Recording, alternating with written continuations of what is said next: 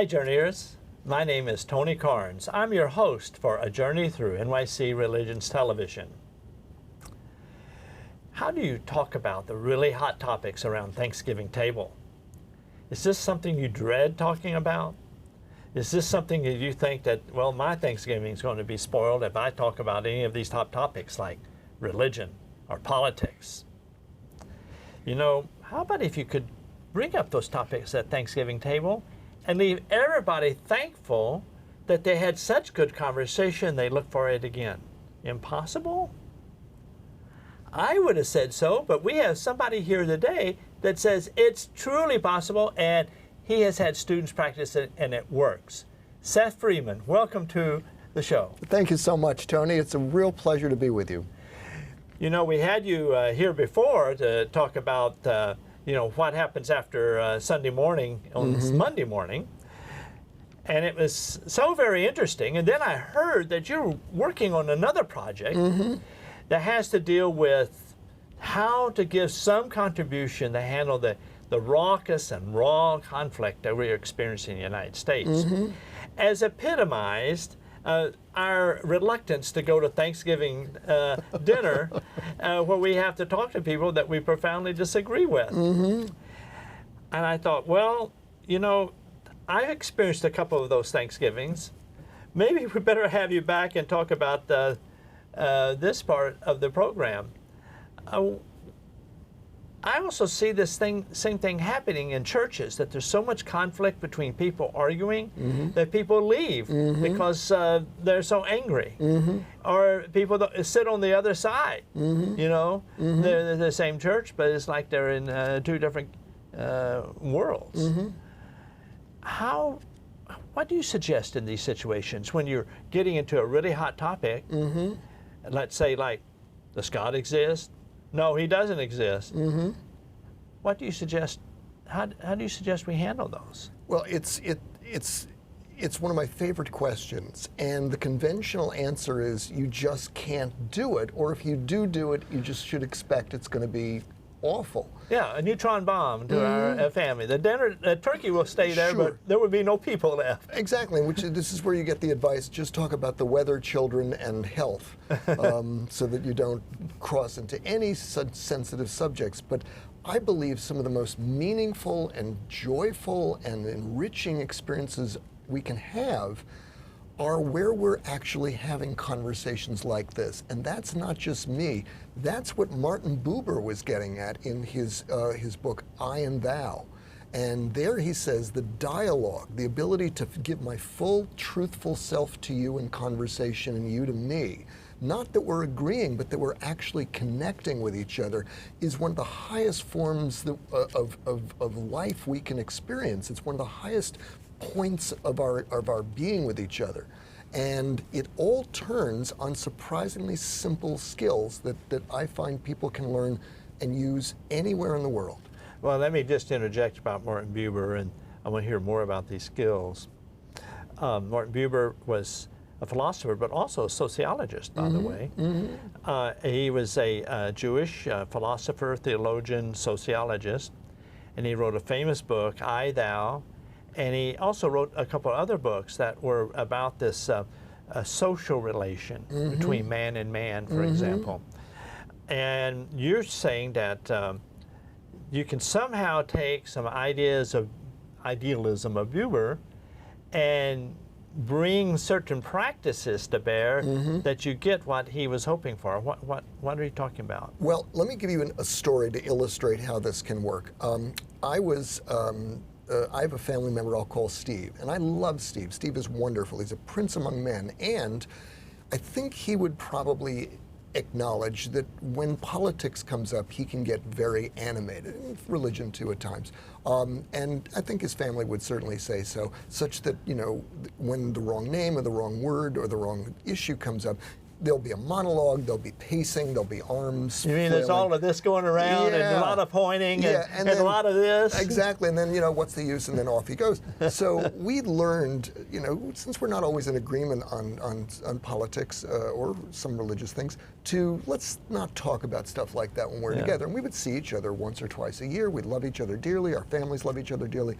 And then one day, It was Christmas time, and the family was gathered, and we all decided, let's drive 2 hours away in a caravan to a vacation destination. We have a house we've rented. Great, let's all go. And now Steve and I are driving, and he's driving, and I'm in the front seat with him. And and we're 1 minute into the journey, and from the back seat, my nephew, his son, I'll call him Jeff. Jeff calls out and says, "Uncle Seth, what do you think about this issue?" And I don't remember what the issue was, but it was one of the most explosive of our time. And Steve is driving, and he turns to me and goes, "Yeah, what do you think of that?" And you get the situation, I am literally locked in a steel cage with Steve for 2 hours. A one-ton piece of metal hurtling through the sky. Exactly, and both of them want me to talk about the most explosive issue. What is going to happen? So 2 hours later, we get to our destination, and Steve jumps out of the car, and he runs into the house where all the others have gathered, and he goes, "I just had the best conversation with Seth. It was great. We talked about everything. We went deep. We went wide. I never get to talk with people I don't agree with fully about these stuff. I wish I could have more of this." And you might say, well, yeah, this is your thing. You're a conflict management professor, so of course you're going to be good at this. No. The things that I was doing in that conversation with Steve are the very things that I've taught my students to do, and over the last 3 or 4 semesters, I've commissioned them as an optional assignment to go out and have what I call a hot topics conversation with somebody on an issue that they strongly disagree with and that they strongly care about. So if you're an 8 or a 9 or a 10 on a 10-point scale, and you're on one end of the spectrum, find someone who's a 1, 2, or 3, and have at least a 15-minute conversation using the very simple method I'll share with you in a moment. And what my students report back is 2 things. First, it's the best conversation they and their fellow have had in a long time, if ever. Over and over, they'll say, I was nervous at first, but I was calm as soon as we began. I felt very good. My friend so enjoyed it. He said, "Let's do more of this," or "This went on for an hour," or "I can't believe how good this was." And that's the first thing. The second thing is that this has worked with students from almost every country you can imagine, about almost every issue you can imagine. I've had students use this to talk about politics in Pakistan, Korea, China, Haiti, of course the United States, and on every issue you can imagine, and the same results apply. So this has been a test of concept, and it's been a real encouragement. Well, now, you can't leave us in suspension over you and Steve. Yeah. What did you do? Well, the short answer is that it really comes down to 3 simple words: paraphrase, praise, probe. And I'm going to ask you to say that back to me. Paraphrase, praise, probe. Paraphrase, praise, and probe. Exactly. And believe it or not, that's really the gist of it. Really? Yep. And so the idea is, first, you either nudge the conversation toward a hot topic, or you suggest you talk about a hot topic. And once the conversation begins, you let the other one talk about whatever they think on that issue, as long as they care to talk. And then, usually it's better to keep it a little short so you can remember it. And then you simply say back the gist of what the other is saying. And that's the paraphrase. That's the paraphrase part. So you let them pronounce, 4th P. Yeah, sorry. And then you paraphrase. What what happens? So you're hoping to get them to say exactly, or something like that. And then you praise them. You find something in what they've just said that's non-trivial, and that you can truthfully affirm and say, "I really like what you're saying here," or "I really appreciate your concern about this," or "I really see how much you've worked to learn about this." Something positive that you can truthfully affirm. Now, if the answer is, this person has said absolutely nothing that I could even remotely find anything positive about, that's okay. Just say more, ask him to say more, ask him to talk more, and you keep listening for something positive. And when you do, you often find that even though their conclusion may be way off what you agree with, they're usually concerned about something that you can be concerned about too. Like maybe they're concerned about the well-being of children, or the future of the planet, or will we have enough money for the coming fiscal year, or whatever. But there's usually a concern that they're addressing, or they've shown real effort to learn, or they've brought some measure of their character to bear that you can appreciate, and that's critical. Because they're expecting you to attack them. And in each of these first two steps, paraphrase and praising, you've not attacked them, you've shown respect, you've validated them as a person. You haven't agreed with them, but you've validated them by giving them your attention, and you've shown them that you see something good in them. That's a fourth P. and once you've done that, yeah. There's a third P. The third P is where you shift toward a question, where you probe. And the object is not to be a prosecutor. Isn't it true, though, that... No, what you're trying to do here is simply ask a question that a child might ask. And you're doing this as a co-seeker of truth. You're truly trying to express curiosity. Now, you can ask a question that's a bit challenging. That's okay. But you're not trying to show them up and humiliate them, but instead you're truly trying to learn. And often the simplest, most often innocent questions are the most revealing. Like, when you use this phrase, what do you mean? Or, I'm confused. Help me understand. It sounds like there are two ideas here that seem to contradict each other. What am I missing? Or, how strongly do you feel about this? Or are there any, how might we test this? These are all very simple questions, and yet they often lead to very interesting discoveries. And then you just repeat the process, paraphrase, praise, probe, and you say, well, at what point do I get to share my views? Well, after you've done this 2 or 3 times, you've built such goodwill, you've built such a sense of respect and validation. You're inviting the other one now to reciprocate. They often feel very strongly interested in doing, and you've modeled for them, so they'll often reciprocate. And they go, well, let me share with you what I think.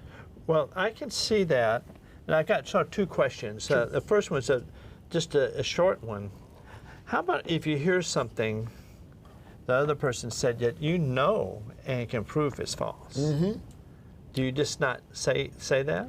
Well, you say, particularly when you're listening, and if it's a big fact, you say, oh, God has just delivered them into my hands. Absolutely. Now, I could drive a spike through their heart and leave them quivering on the field. No, you don't say to do that. No. But what do you do when you discover some really discrepant fact that you happen to know? You know, that they accidentally stumbled on to your territory, and all of a sudden you say, well, I just looked at that. I know that's not true. Sure. What do you do with that? You just put that to the side and not bring that up? Well, the first thing to keep in mind is that your goal is not to prove them wrong. Your goal isn't even merely to change their mind. That's actually a bit of a booby prize, or a bit of a false goal. Stay with me on this, because I know that sounds exactly the opposite of the purpose here. Stay with me. Your first goal here is to be 3% more loving, and to touch their heart, not change their mind. Because the thing is that if we try to change someone's mind, and that's all we're trying to do, we often lose both their heart and their mind at the same time. We often, they feel as if we're arguing, we're fighting, they get defensive, and it spirals. And that's how 98% of conversations about hot topics go. And facts are often kind of the weapons we use in these conversations. And I speak as one who knows, because I went to argument school, or you might call it law school. And all I did for 3 years was learn to do that very thing that you're saying. Isn't it true that this fact is true, that is false? And I really, we lawyers love it when we've discovered that you've said spoken factually incorrectly. Ask how persuasive we lawyers are in these situations. We're not very persuasive. Well, let me ask you, should a lawyer give up their profession and not point those things out and not say ever, isn't it true? They can certainly do that at trial or in the Second Circuit Court of Appeals, but that's not what we're talking about. We're talking about someone we want to truly engage with. But well, wait a moment. I'm going to challenge you here. Please. You're isolating that everybody should do this, but not lawyers. They are either When they're on the job. if they're either the incarnate evil, or they are being like godly creatures that they can act like that nobody else should be acting like. That it's okay for them. Okay. And wait a minute, that seems. And here we can insert any lawyer joke you want. Well, all right, but what I'm saying is, I think about in like my profession as a journalist. Sure. I interview somebody. I know what they're saying is rubbish. Well, But then, and do I say, okay? My next thing is my headline is, that he said this, and I praise him for saying something, and then I just had a query at the end. Is that the way you do it? Is that the way we should reorganize journalism? Let's take an example. I mean, the short answer is that facts aren't, you can certainly open the question, you can certainly talk about whether a fact is true or not. But the thing that I'm encouraging us to consider is that facts are kind of a booby prize. They're kind of a false, we think they're more powerful than they are. And there's actually a phenomenon called the boomerang effect. We've actually tested this, and it goes like this. The more I show you facts that prove you're wrong, the more you what? The more you go, oh my God, Seth, you're so right. Why didn't I see that? You've taken the light to my eyes, whereas I was in blindness before. You don't do that. What do you say? You say, that's what you think. And we double down. That's why lawsuits never end. That's right, exactly. I'm sorry, I'm being unfair there. No, it's true. But I do think, I remember the movie called Arguing the World, which my seminar at Columbia is an heir to some of the people that were in that movie, Irving Howe and some others. And that's all they did, argue. And when I first came to my seminar, it was a lot of, we were about critique. Critique. And so that's sort of how the culture we operate, and it wasn't necessarily very healthy. Well, let me show you the difference. Consider Daryl Davis. Daryl Davis is a 50-something African-American rhythm and blues artist living in southern Maryland. And over the course of about, I think, something like 10 years, he actually had conversations and even friendships with men who were members of the Ku Klux Klan in southern Maryland. And incredibly, dozens of them, because of these conversations and because of these friendships, dozens and dozens of them quit the Klan.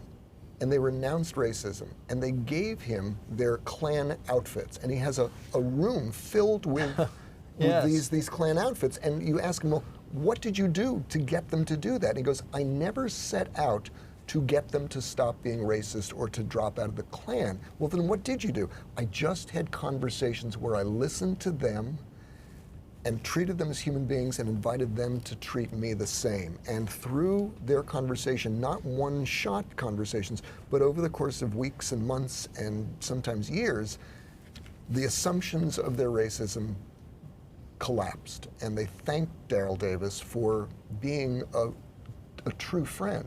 And that's an example of the power of touching someone's heart rather than trying to just change their mind. So let me go back to the journalist. I've run across this situation recently that I discovered that a group of scholars over a couple of decades have been utilizing a fact that turns out not to be true. And it's very clearly not true. And I thought, it's delivered in my hands. I can't wait to drive this spike in. But I was sort of dissuaded from that approach by a sermon I heard by Rich Volodis, or no, actually, it was a sermon at Redeemer Presbyterian. Sure, my old church. Right, and he was looking at 1 Peter and said, don't return reviling with reviling. And I thought, Oh, I love reviling. that sort of felt like what was my strategy. Believe me, I so commiserate. I love rebutting. I love knowing the facts. I love being able to show you where you're wrong. And you would, if you could just hear me talking in the shower. My lectures are so persuasive, and then I have to get out of the shower and realize, don't do that, because that's not going to make a big difference. Well, now let me take you over some other examples. Okay. That I mean, certainly around well, let's take the Thanksgiving example. Okay. We could go through a lot of these, but I think all of us have a few that we want to go through. Somebody, you're around the Thanksgiving and you want to bring up God because you want to witness to your atheists there, and they want to bring out there is no God. Mm-hmm. And you also know there's a prayer coming up, so both sides are marshaling their forces. Mm-hmm. How do you talk about God around a dinner table? Well, the first thing I would do or is not say, God. the first thing I would do is say, don't talk about God around the dinner table, because the more you have people watching, the more audience members you have, and the more free-flowing conversation you can have, the more likely it is that people are going to chime in or throw a bomb or just or quip. And if your real purpose is to connect with someone and truly engage at a deep level, kind of like Martin Buber would suggest, then it's much better to have this in a one-on-one. And so let me share with you something that happened to me just 3 or 4 weeks ago. I have a friend I'm going to call Dave, and Dave is a prince among men. He's a scholar. He's a brilliant, funny, highly accomplished professor at one of our local colleges, and he's a secular humanist. And he doesn't go to meetings. He just, takes it as a given that there's no God, and what else is there to say? So the other day we got together, and I noticed we were talking about something that lent itself to it. So I just nudged the conversation to the subject of the beginning of the universe. Well, 2 hours later, I had to go. And at the end of the conversation, he said, with a big smile on his face, this was the best conversation I have ever had. And in the course of it, we had talked about, without naming him, we had talked about God for 2 hours. And he was delighted, excited. There was so much that we got to talk about. Why was it so enjoyable instead of the usual, but isn't it true that?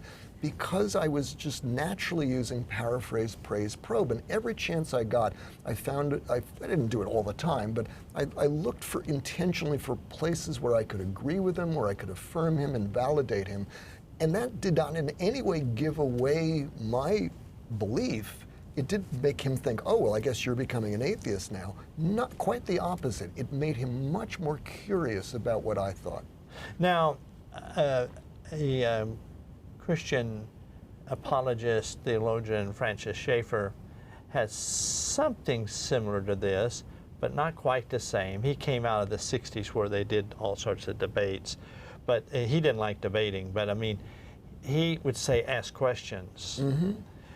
Because his view was that the non-believer, that is, not believer in God, hold many ideas that really could only sustain themselves if there was a God, like humans are special, yes, or that language is mutually understandable and meaningful. That is, when you say there's love, it's not just a whistle in the dark, but there is something really there.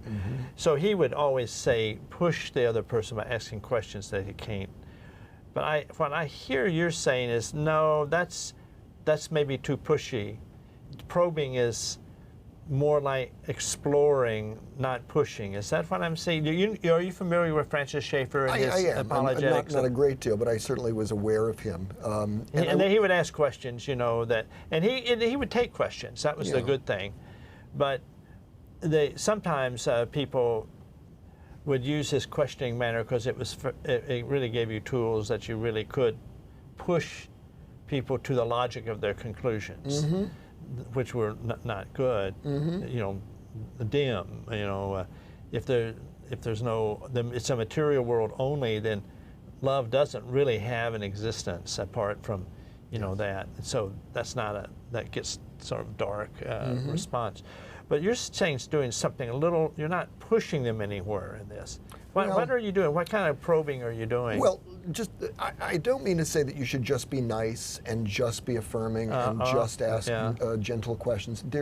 What you find is that there is a natural process to this where you start to ask questions that you're really curious about and where you can ask questions that are somewhat challenging, and it's often a good thing to say, let me push back here. And people will actually be delighted to have that kind of a question as long as they know that there's respect and validation and appreciation mixed in with it. And so you can ask a challenging question.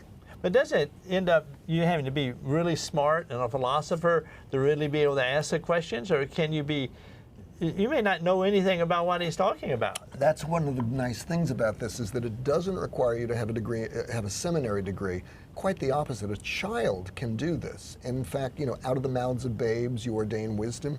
One of the reasons children are so wise is because they ask the simplest questions, and those are often the most profound. Like, you know, well, I'm a little confused because if you were just saying that human rights are universal, but I'm confused because you're saying that we create our own reality. So it strikes me that I don't understand how that fits in with what Hitler or Stalin would agree with. What am I missing here? I'm confused.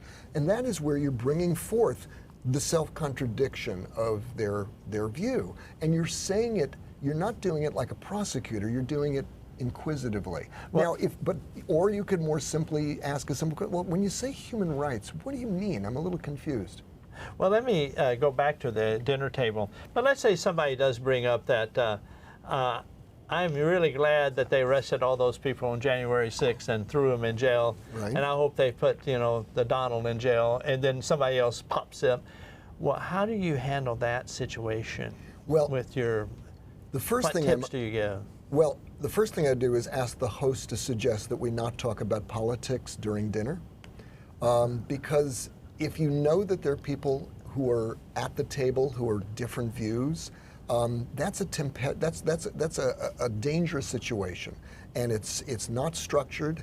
There are going to be people throwing bombs, and there's a very good chance someone's going to be offended. So I would warmly recommend setting ground rules and limiting that. Well, you know, I know there's 100 questions. The closer we get to Thanksgiving, there are going to be a lot more questions how to handle this. But, you know, people could look at a book that you published. What's the name of the book? It's called 15 Tools to Turn the Tide, a step-by-step playbook for empowered negotiating. I should add that Paraphrase Praise Probe is not in it, but some of the similar ideas are. It was a different topic, but you do have some of the things here. Hi, I'm Tony Carnes. Thank you for being with us. This has been a journey through NYC Religions Television.